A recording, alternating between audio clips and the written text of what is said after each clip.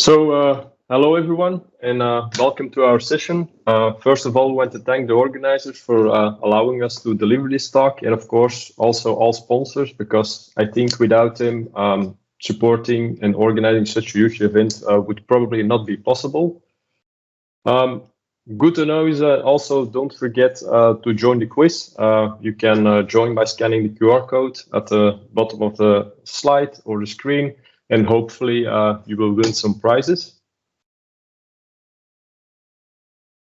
So our session is titled Azure Identity Management, no PIM without WIM and TIM. I think with the title and two names in there, the topic of the session will be rather clear. So let us first shortly look at the agenda. So during our mission, we will first of all explain why identity is a new security parameter and what identity governance is. Then we also look into what PIM is and how you can deploy and configure it, how you can activate it, manage the roles, and how you can audit and troubleshoot PIM. Completely at the end of the session, we will also look at the future roadmap, and we will also go through some key takeaways where we focus on the things we think you should really remember about this session. And yeah, I think totally at the end, we probably will still have some time for a Q&A where we love to answer any of your questions. So let us shortly introduce ourselves for the people who don't know us. So my name is Wim Matthyssen. I live in Belgium. It's completely on the other side of the world almost, where I work as an Azure Technical Advisor. I'm also a Microsoft certified trainer and an Azure MVP. Next to that, and just like Tim, I'm also a founding board member of a Belgian user group called MC2MC, which stands for Microsoft Cloud and Client Management Community, where we focus on our two main pillars are Azure and Microsoft 365, but we also keep an eye on all other Microsoft technologies and even the complete Windows Server landscape. Like you can see on the slide, I also have my own blog, https://wimmatthyssen.com, and like most IT professionals these days, I'm also on Twitter and LinkedIn. So if you ever want to reach out, ask a question related to PIM, for example, you can always contact me through my Twitter handle or LinkedIn, or you can simply even scan the QR code at the bottom of the slide. And I think, Tim, you can introduce yourself. Thank you, Wim. My name is Tim Hermie. I'll be joining Wim today with speaking for you guys. I'm a senior Microsoft 365 consultant at The Collective. We're a consultancy agency based in Belgium, so I work together with other great minds like Michael van Orenbeek and Thijs Leconte. I'm a board member of Microsoft Cloud and Client Management Community, the same as Wim. We founded the user group last year and have been providing monthly sessions since then. Microsoft certified trainer, and I'm Microsoft MVP Enterprise Mobility and a Windows Insider MVP. So my core business, or the things I work with the most, are Microsoft Intune, of course, the security stack around it, and Windows 10. My social are underneath the slide, so if you want to follow me, feel free. Back to you, Wim. Yeah. So let's first take a look at why identity is in our opinion, the new security parameter. So, and the first question we can ask ourselves is why securing your identities is that important in your cloud or hybrid cloud environment these days? Well, these days there are all kinds of threats where attackers use techniques like, for example, social engineering, where an attacker tries to manipulate someone to give up confidential information, or they use ransomware, a kind of malware which encrypts a company's files or data. Afterwards, the company needs to pay some money before the data is released again. But there are also some new technique attackers or hackers use, like, for example, if you work with Azure, acquire Azure tenant keys from GitHub, or even when an attacker tries to get into an Azure VM by, for example, use of brute force or RDP SSH password spray attacks. And a lot of these breaches are still caused, for example, by credential theft. And next to that, a lot of what we see in a lot of companies, a lot of users' passwords still are duplicates, which also makes it easier for an attacker to track a password down and to get into a system or an application. And another thing we also see a lot is that companies still even if you don't know it, a lot of shadow IT, where employees use non-approved apps for work-related tasks, which also in the end could lead to breaches, for example. So on this slide, you see some examples of identity breaches. For example, you see the top 20 most popular passwords used by employees, which you can simply look up by opening a browser and look through them with Bing or Google. A nice website we also listed on the slide is haveibeenpwned.com. If you don't know it, it's a website where you can check if you have an account that has been compromised in a data breach. You simply need to type in your email address that you want to validate, and then the site in the back checks if your specific account is breached. We would advise to definitely try out that one to validate any of your personal or even company accounts, and hopefully for you, none of them are compromised. And of course, all of these identity breaches can cause the necessary downtime, which not only can impact your business, but also your brand. And as a Microsoft 365, cloud, or even Azure admin, it can, really impact your career too, because I think you don't really want to be the person responsible for it in your company suffer complete downtime and loss of business or data. And that's why foreseeing a proper identity access management implementation as your identity security parameter, in our opinion, is that important, because it will help you to protect your environment at the front door, but at the same time, it can simplify access to all of your company's devices and apps and safeguard everyone's credentials. So luckily, with identity governance, which is a subcategory of identity and access management, you can get better visibility into identities and access privileges. And next to that, it will also give you a control mechanism to detect and prevent inappropriate access. And in the session of today, Tim and myself will morely focus on the privilege roles. And for these, you can take some steps to get in better control of these identities, like, for example, limiting the number of global administrations, provisioning emergency accounts, use the least privileged access principle when granting access to resources, or by combining MFA with role-based access control and integrate that one with Azure AD Privileged Identity Management, or shortly said PIM. So let us dig a little bit deeper in all those topics on the next slides. So So before we start, there's also something we want to clarify. Something we see, and that's not always understood correctly by everyone, and which is quite important when you work with identities, and especially when you work with cloud identities. And that is that Azure AD, or Azure Active Directory, is not simply a cloud version of Active Directory domain services, although the name might suggest it. It performs some of the same functions, but it's quietly different. The differences are, for example, you can't join a server to it. There's no group policy. There is no support for, let us say, LDAP, NTLM, or Kerberos. And it also doesn't have any organizational units, OUs, or forests. So in the end, you could see it as a flat directory structure. So keep that one in mind. It's quite important. But let us now focus on the identity governance part. And an important thing you should really try to limit is the use of global administrators. We still see a lot of companies having a lot of global admins, and with a global admin role, the person who is that specific role has access to all administrative features in your Azure Active Directory. And by figure of speech, that person has the keys of your kingdom, like we say. So as a best practice, we would advise to minimize the number of global admins to 2 and maximum 4 people in your organization. So maybe some people will have some work after this session. So check those one out.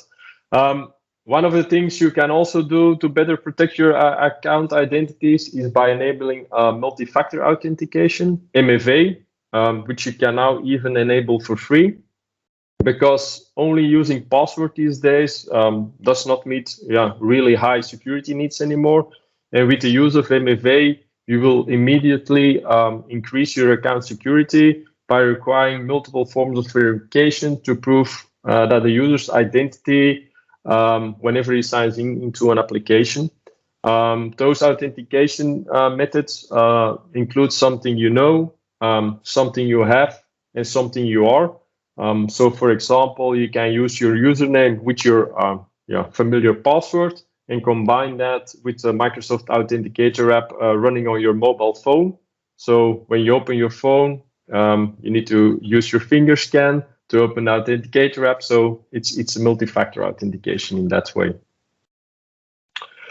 But yeah, what if MFA malfunctions and you're not able to log into, for example, the Azure portal, or you're completely locked out of your Azure AD organization because you can't sign in anymore with your administrative account?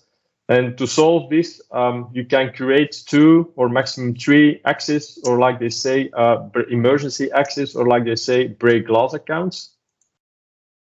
So a break glass account is an account that should only be a cloud-only account that uses the onmicrosoft.com domain. It should not be federated in any way or synchronized with an account from your on-premises environment. You should also make the global administrator assignment permanent for him, and you should exclude them from MFA or any conditional access policies you use in your environment. It's also best to use the service admin accounts, so you don't associate them with the individual users in the organizations. And definitely do not call it emergency or break glass admin, because if then an attacker gets into your Azure AD, it's quite easy for him or her to guess which ones are your break glass accounts. And the last thing we also want to verify is that you should use for that specific account a very long and complex password. At least 16 characters long, but in our opinion, it's better to go for a maximum of 128 randomly generated characters. So something we also really want to mention is something also really helps you as an admin to work more securely is the use of a privileged access workstation, or PAW shortly said. A PAW, which is a dedicated computing environment which you can use to perform sensitive tasks, and that is protected from internet attacks and other attacks, for example. So by using a PAW, you separate your sensitive administrative tasks and accounts from your more non-administrative computer use, such as emailing and web browsing. And in that way, you better protect those specific accounts who have privileged access to certain areas in your environment. Let us also look at role-based access control, or RBAC. And this because RBAC is an important part in your identity and Azure governance strategy. And it will help you to keep control on who has access to your Azure resources, what they can do with it, and what areas they have access to. At the moment, if we're correct, there are around 70 plus built-in roles you can use, but you can also configure your own custom rules. Just always use the least access privilege model. So just give users the minimum access they need to fulfill any of their administrator tasks in your Azure environment, for example. Good to know is also that there is a slight difference between Azure admin roles, like the global admin role, which can be used to manage everything in your Azure AD tenant, even the root tenant group, where you can see RBAC rules more used for a specific scope, which can be a management group, a subscription, a resource group, or even a specific resource in your environment. How does RBAC works? Always good to know. Well, you first define a security principle. You can see a security principle as an object that can represent a user, a group, a service principle, which is used by applications to access a resource, or even a managed identity, which is an identity in Azure AD that's automatically managed by Azure and mostly used whenever you develop an application in Azure.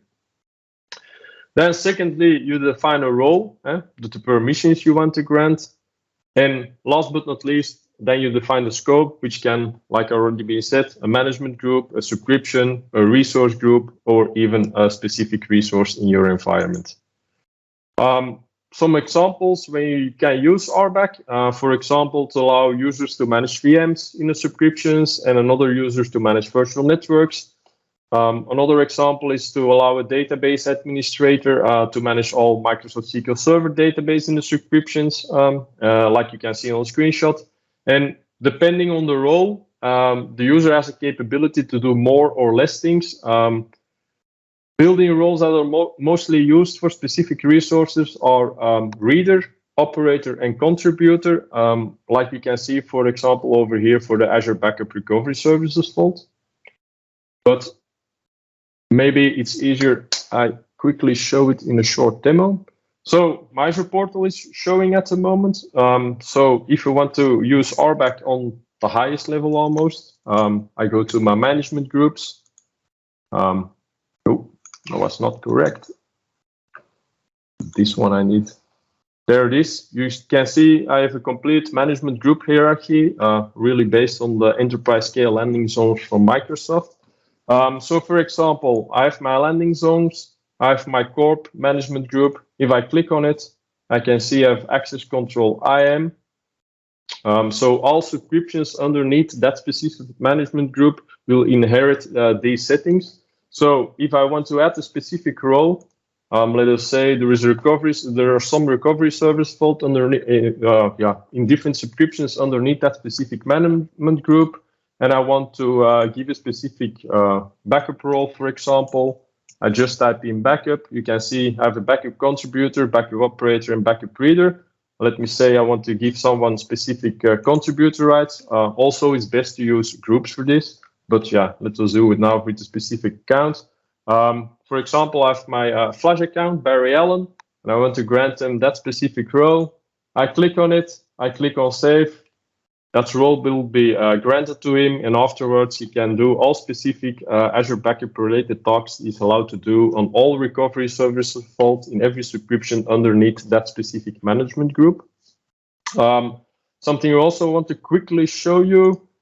If you want to see how many global admins you have in your environment, simply go to your Azure Active Directory, click on roles and administrators, simply type in global admins, click on that one, and you will see a list of all your global administrators. You can also extract them through the use of resource graph, but in this way. And over here, there should be less than 5 users or principals in there. So, Tim, up to you, I think.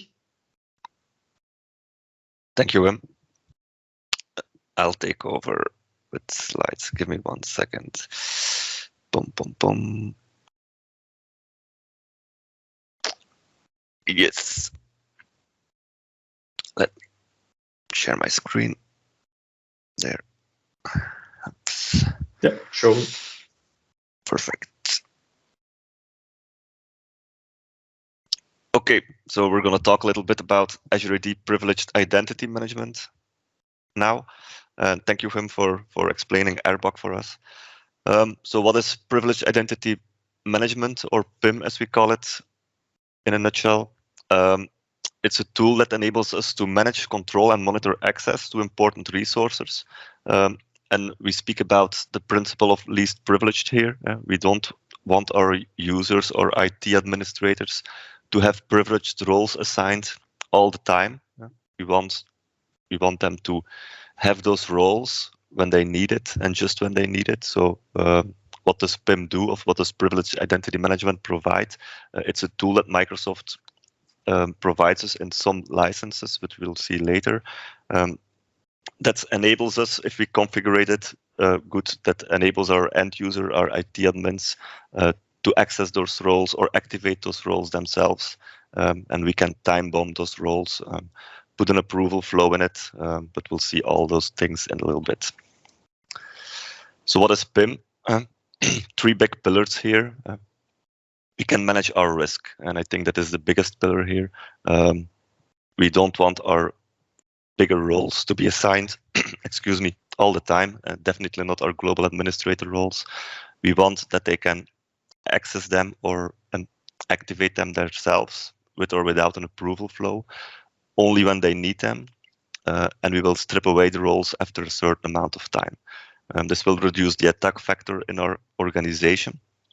What's also handy to know, because it's from experience, some organizations choose to have a dual identity, one for the regular user, but the administrator account, they have another user. But I also see a lot of organizations who are still using one user with privileged roles. If we enable MFA, and it should already be enabled, we're not going to have that discussion in this session here, but MFA is enabled in your organization. So what does that mean for your IT administrators that have those roles assigned constantly? That they will constantly have MFA prompts, they will constantly get bothered on their phone. If you use PIM, we strip away those roles, so they won't get bothered more with MFA also. They will only get bothered with an MFA prompt when they will activate the role that they need, but they will only activate those roles when they need it for the work they have to do. So manage risk is the big pillar here. We also address compliance and governance. It's great for identity governance, and we can reduce some costs with it also. Keep that in mind. So what does it do? I've already mentioned a few things. We provide just-in-time privileged access to Azure. We can time bomb it, so the access will get stripped away. If we want it, we can put an approval flow on it. And I'll give you my best practices here, because I mostly strip down the roles. If I configure PIM, I will always give the global reader role to my IT admins, so they can at least see everything tenant-wide. But then I will give them some roles at each level, at Office 365 administrator role, SharePoint administrator role, the Intune administrator role. For those roles, I won't put an approval flow behind it, but I will also assign the global administrator role. But that's a role I always put an approval flow behind it. We want some approval for it. Why do you need the global admin? We want the reason behind it, and we can also couple a ticket number with the approval flow, but I will show you that in the demo also. So good to know, just-in-time privileged access to Azure. We have time-bound access or time-bombed. We can put an approval flow behind it. Of course, you will have to have MFA authentication to activate any role. MFA is also necessary. You have to register for MFA if you want to use PIM. Justification, why do you want that role? You can put some justification in the description field. You can have notifications when privileged roles are activated with an email. Access reviews is also really great. You can see who activated what role. And we have an extended audit history for internal or external audit. How does it work? First, we will plan. So our PIM administrator, or at first our global admin who will set it up, will determine the users that will be eligible for some roles. We will have a configuration. Afterwards, we will assign what has been determined of what has been set up in your organization for your IT admins. Like I said, I mostly strip it down. I'll give them the global reader role anyway. The roles that they have to work with, mostly the bigger the firms, the more the departments are split. But if you look at the smaller firms, the IT admins will take care of everything. But it's not the purpose, or it's not the meaning that they only activate the global admin role for doing their work. No, they will have to activate the role corresponding to the work that they are going to do today. So if they are going to do some Intune work, they will assign the Intune admin role. If they're going to work on SharePoint administration, the SharePoint admin role, and they only will activate the global admin role when they need it. This is the planning phase and the assignment phase. This will all be done with our PIM administrator. Then we have our end user, or PIM end user, who can activate it. He can go to the Privileged Identity Management dashboard and activate everything that has been assigned for him there. In case there is an approval flow behind it, the PIM approver will have to approve it first before the role will get assigned. And we have some extended audit history for the PIM administrator also. So what is the workflow? An admin user needs to activate privileges to perform a task. So we will go to Privilege Identity Management Dashboard. MFA is enforced during the registration process. Know that, but I think that's a no-brainer. You have to verify your identity before you will get the privileged role, of course. Privileges can be time-bombed. You can choose that yourself, and it can depend on the role, how much time you are giving. But I'll show that in a demo also. And we have some detailed reporting and auditing when we have privileged identity management. What are the license requirements? Azure Active Directory Premium P2, the Enterprise Mobility and Security Stack. You'll have to have the E5 there, and it's in all E5 licenses. The A5, the Education, M365 A5, the M365 Enterprise E5. We all know that these are the more expensive licenses, but you have to look at the needs in your organization. And I always work with personas when I do projects at companies or organizations. Not everyone needs an E5, not everyone needs an E3. You have to look at the purpose, the work that I will be doing, your end users. But I mostly advise for at least IT to take the E5 license. So at least IT can take, or the IT administrators can take use of these features because they are built for them, of course. PIM is not built for your end users. This is really for the IT administrators and for not giving away or for not assigning roles at a permanent base. So how can we deploy it and configure it? And it's really easy, but I'll show you in a demo also in a little bit. The product is really easy to work with, and you'll get that also. The PIM onboarding. Yep, you can go, Wim. Yeah, okay. Yeah, you can go also. It's the same for me. So, the global administrator, keep sharing. The global administrator is the first user who enables PIM gets write access and is also assigned the security administrator and privileged role administrator role. You should always ensure that there are at least 2 of those privileged role administrators. Because all other global administrators, security administrators, and security readers will only have read-only access by default. So the first global administrators need to assign that privileged role administrator role also to another global admin. So keep that one in mind. Can you click to the next slide, Tim?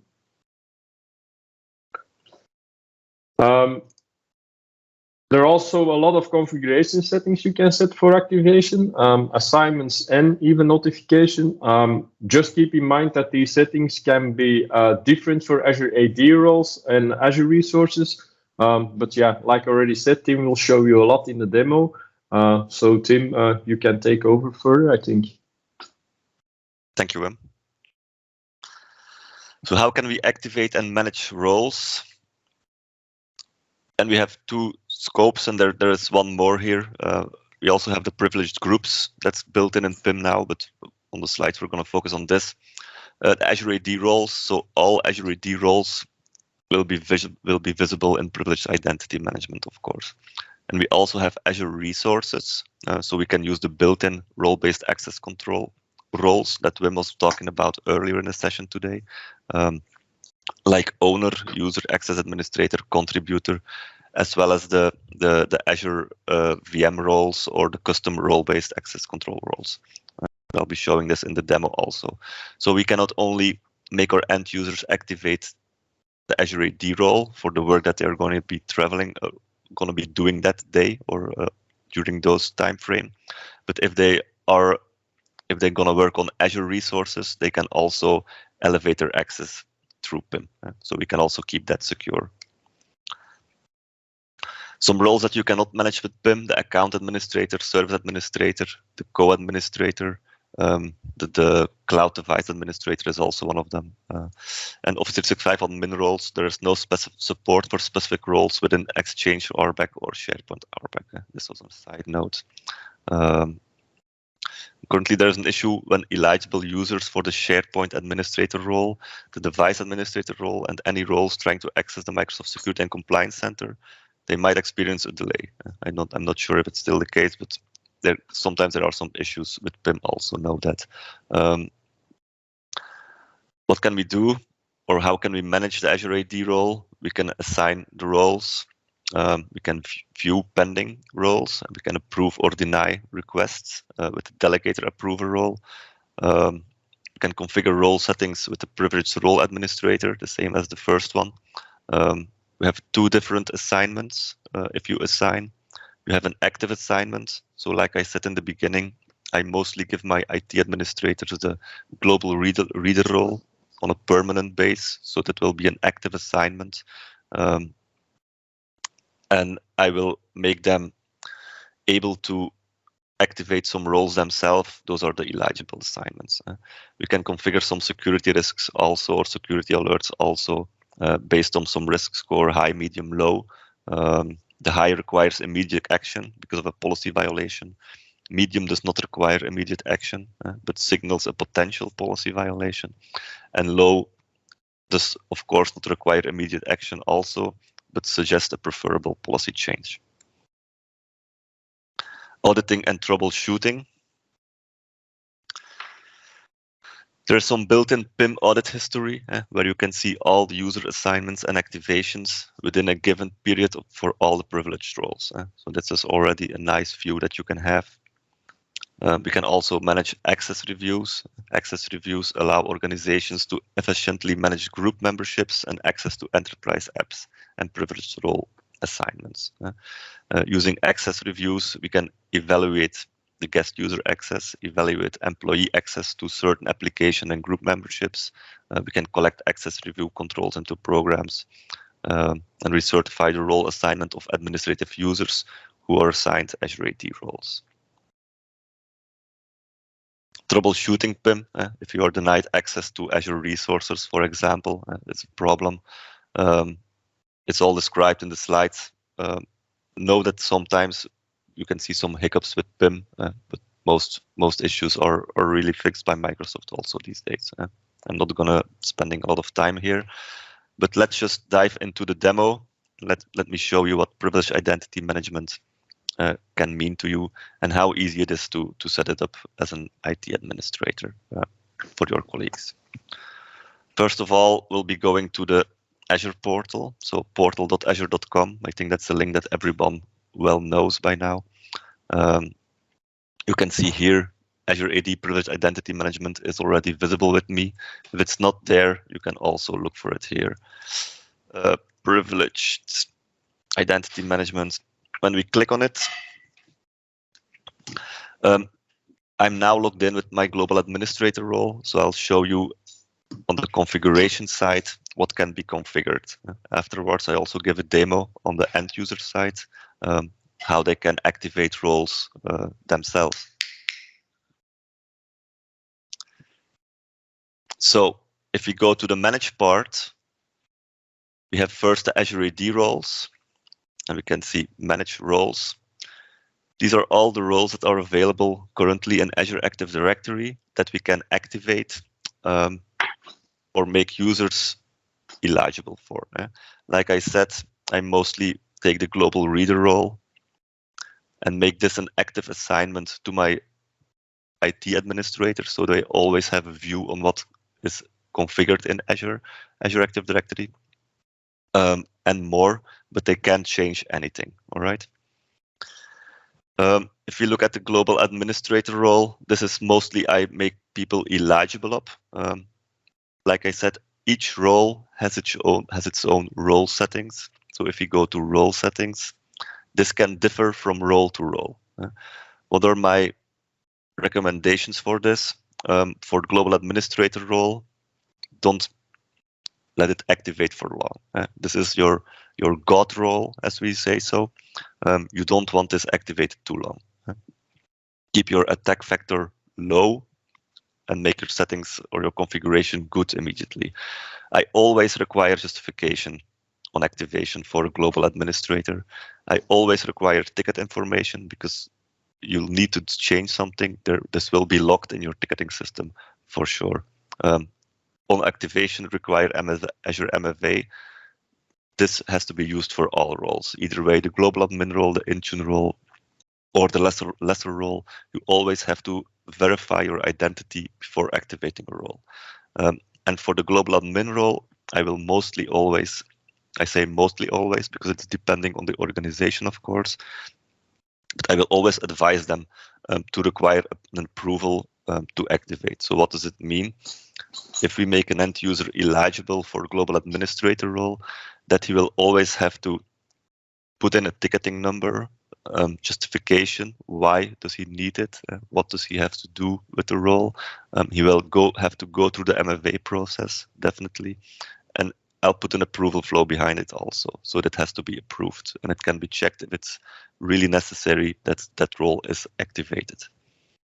If I look at another role, Intune administrator, for example, is one of the lesser roles, but a role with still a lot of power in it. And if you go to the configuration there, this is something that I mostly set between 4 and 8 hours, because if I'm working on, if I have to do some configuration changes in Intune, I'm mostly busy for a few hours. I don't want to reactivate it every hour also. I require justification. Yes, so you'll have that field that you have to fill in. Why do you need your Intune administrator role? Ticketing information depends on the client, if they have, but mostly it's activated. MFA is always activated, like I already said, but I won't ask for an approval to activate this lesser role, for example. Yeah. What's also good to know, you can do some assignments here. You select your user and you can make him, let me show you. Either way, you have two options here. Like I said, if we make it active, he will get that role activated permanently on his user account. If I make him eligible, the end user can activate that role themselves. For your IT admins working for the company itself, it's a no-brainer that we'll put it on permanently, but this is also very handy for external consultants working for you. So if you're working in an IT company and you have an external consultant that will be setting up a SharePoint intranet, or will be migrating your on-premises SharePoint to an SharePoint Online intranet, he will be working for you for 3 months. You can immediately put it all right here. So you know his start date, how long his contract runs, what role that he has to be able to activate, and the day that his contract ends with the company that you are working for, the day after, he won't be able to activate a role anymore. And that's also what we want. We want to keep control of our security, of the roles that we give to our end users, and also definitely to the external consultants which we are working together with. Yeah. So this is for the Azure AD roles, and all Azure AD roles are in there. There's a lot of them. If we go back to PIM, we also have Azure resources. And for example, I have a few Azure subscriptions in here. If I just take this one, and you go to roles here, you will see all the Azure roles, or delete concerning if you have to work with Azure Arc, automation operator, everything is in there. So also here you can assign eligibility or an active assignment to your IT administrators or your users in your tenant. So owner will also be in there, like you see here, or contributor will also be in here, like you see here. And all custom Azure roles are also in there. Let me now give you a demo on the end user side, because we're closing near time. So our end user goes to portal.azure.com. Will log in into the portal. I hope I still remember my password. Oh, perfect. And as you see, I log in. I didn't got any MFA prompt because I don't have any roles assigned at the moment. I just have the global reader role, I think, on this user. So I will be able to see everything. But you will also notice if I open some settings that I won't be able to adjust anything. So I log in with my user, but I don't have any rights to do anything. This end user today has to do some work, and he can go to Privileged Identity Management. And if he clicks on tasks, my roles, he immediately sees the roles that he is eligible for. The global administrator role is with the approval flow behind it. I'm not going to be showing this in the demo because I'm going to go over time. But the approval flow is also in here for your privileged identity administrators. They can approve it here. But let me activate the Intune administrator role, which has an immediate activation. You can see here additional verification is required. So we logged in without MFA. I want to activate the role. So of course, I have to go through the MFA process now. I have to prove that it's really me. So I got a pop-up on my phone and I'm going through it. Validating requests, there. The reason, you put in the reason that you need to have your Intune administrator role today. And mostly it will be for some Intune work. You can also put a field here with the ticketing number. That's also possible. The role will get activated. Stage 1, processing your request and activating the role. Stage 2, validating. Stage 3, activation completed successfully. It will refresh and I will have my Intune administrator role. How can I prove that I have an Intune administrator role? Because I will have access to the Intune administrator console and I will be able to do some things here, there. What can we also activate? If you can see here, I don't see anything from resources. I'm going to be working on spinning up some VMs today. So I can click on Azure resources. No, my roles, Azure resources, and you can see I'm eligible for contributor. So I'm going to activate this also today in my demo. Validating request. My token from my MFA is still active, so I don't need to re-identify myself through MFA. Until again, for the demo, we will activate it. Again, the 3 stages, stage 1, stage 2, stage 3. It will refresh and I will have access to my Azure subscription and I will be able to spin up some VMs, do some testing. The good thing here is with PIM that I will also get stripped of my role or my access after that specific time of hour, that specific time frame that I've put in there. This goes a bit slower than the role that I activated, but it will get activated anyway. Okay, we'll go back to you, Wim. Yep. Let me share my screen again. So it should be showing. Yes. So we hope that by now we have accomplished our mission. A few things we still want to mention is the future roadmap. There's not a lot anymore on that. The only thing there's probably going to integrate it together with Azure Bastion. So if you want to manage your VMs through the portal without using any other things, hopefully PIM will be integrated with Bastion. So you can work and use those together. And before closing off, we just want to give you some key takeaways. 5 things we think you should really remember about our session. First of all, know that identity is a new security parameter and that you should really try to secure all of your cloud identities. Secondly, create your break glass accounts. So when MFA malfunctions, you're still able to manage your Azure tenant and Azure resources and all your other Microsoft environments. Keep your previous users under control with PIM. That's the most important thing we want to mention. So unlimited time, someone can perform privileged tasks. And when assigning RBAC roles, always take and use the least access privilege model, the least privilege principle, to give users only the rights necessary to fulfill their tasks. And last but not least, you need to foresee a good Azure governance plan, also foresee a good identity governance plan. So keep everything under control. And we hope by this that you enjoyed our session. So if there are any questions, we're happy to answer them. And thanks for joining, guys. So thank you all. And if you have any questions later on, you can always contact us through our Twitter handles or through our other social channels.